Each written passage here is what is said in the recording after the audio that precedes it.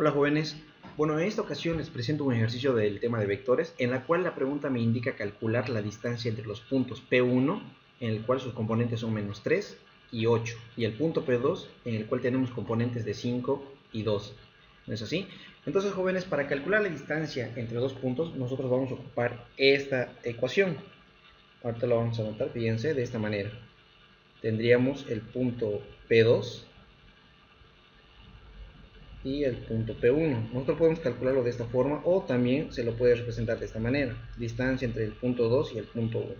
¿No es así? ¿Por qué lo notamos de esta manera, jóvenes? Porque para poder calcular la distancia entre dos puntos siempre tenemos que hacer la diferencia de las componentes del extremo menos las componentes del origen. ¿Está bien? Por ejemplo, en este caso vamos a calcularlo con esta fórmula, que sería el punto 2, componente del punto 2 en el eje X y la componente del punto 1 en X. Todo esto elevado al cuadrado más ya la componente del punto 2 en el eje de las Y menos la componente del punto 1 en el eje de las Y igual elevado al cuadrado, ¿no es así?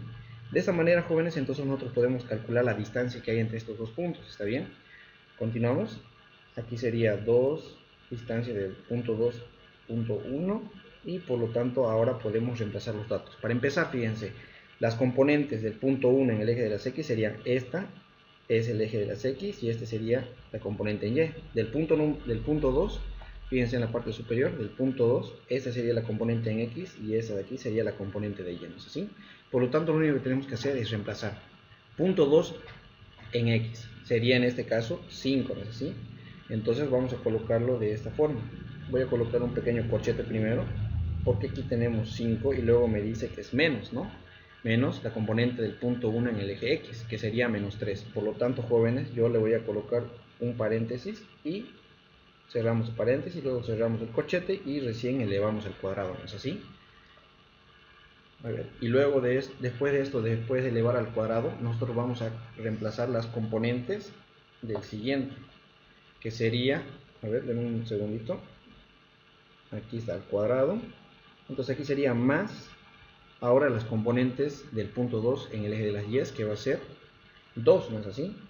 2 menos la componente del punto 1 en el eje de las Y, que sería en este caso 8, menos 8. Y todo esto elevado al cuadrado, ¿no es así?